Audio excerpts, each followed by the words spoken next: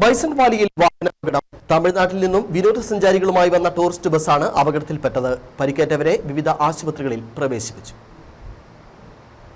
ഇന്ന് രാവിലെ ഏകദേശം 9 മണിയോടെയാണ് അപകടം നടന്നത്.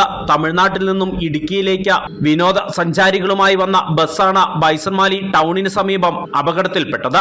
ചെന്നൈയിൽ നിന്നും ഇടുക്കിയിലെത്തിയ സഞ്ചാരികളായിരുന്നു ബസ്സിൽ ഉണ്ടായിരുന്നത്. അപകടത്തെ തുടർന്ന് കുട്ടികൾ ഉൾപ്പെടെയുള്ള യാത്രക്കാർക്ക് പരിക്കേറ്റു. ഇവരെ അടിമാലിയിലെ വിവിധ ആശുപത്രിയിൽ എത്തിച്ച ചികിത്സ നൽകി. ബൈസൺവാലി തീക്കമ്പനി പാലത്തിന് സമീപത്താണ് അപകടം നടന്നത്.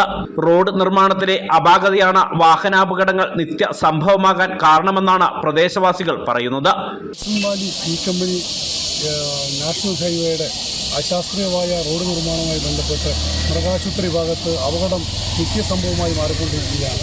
കഴിഞ്ഞ 2 മാസത്തിന് മുമ്പ് ഇതുപോലെ തന്നെ ഒരു ബസ് ആക്സിഡൻറ്റ് ഇവിടെ വെച്ചുണ്ടായി. ഇത് റോഡിൻ്റെ നിർമ്മാണ പ്രവർത്തനവുമായിട്ട് ബന്ധപ്പെട്ട് അതിൻ്റെ അലൈൻമെൻറ്റ് ആയിട്ടുള്ള വിഷയമാണ്. ഇത് തീർച്ചയായിട്ടും ഗവൺമെൻറ് ഇതിനൊരു പരിഹാരം ഉണ്ടാക്കണം. ഈ പ്രദേശത്തെ അപകടം നിത്യസംഭവമായി മാറിക്കൊണ്ടിരിക്കുകയാണ്. കഴിഞ്ഞ ദിവസം കർണാടകയിൽ നിന്നും മൂന്നാറിലേക്ക് പോയ വിനോദസഞ്ചാരികൾ സഞ്ചരിച്ച ടൂറിസ്റ്റ് ബസ് ബൈസൺവാലി കോമാളിക്കുടിക്ക് സമീപം കൊക്കയിലേക്ക് പതിച്ചിരുന്നു. ഇതിന് തൊട്ടടുത്ത ദിവസമാണ് ഇന്ന് രാവിലെ വീണ്ടും ബൈസൺവാലിയിൽ അപകടം ഉണ്ടാകുന്നത്. ഗ്യാപ്പ് റോഡിൽ നിന്നും ബൈസൺവാലിയിലേക്കുള്ള റോഡിൽ വാഹനാപകടങ്ങൾ പതിവ് സംഭവമായി മാറിക്കഴിഞ്ഞു. അപകടങ്ങളിൽ നിരവധി പേരുടെ ജീവനും നഷ്ടമായിട്ടുണ്ട്. റോഡിന്റെ അശാസ്ത്രീയ നിർമ്മാണം സംബന്ധിച്ച വ്യക്തമായ പഠനം നടത്തി പ്രശ്നങ്ങൾ ഉടൻ തന്നെ പരിഹരിക്കപ്പെടണം എന്നാണ് ഉയരുന്ന ആവശ്യം. ന്യൂസ് ബ്യൂറോ, രാജകുമാരി.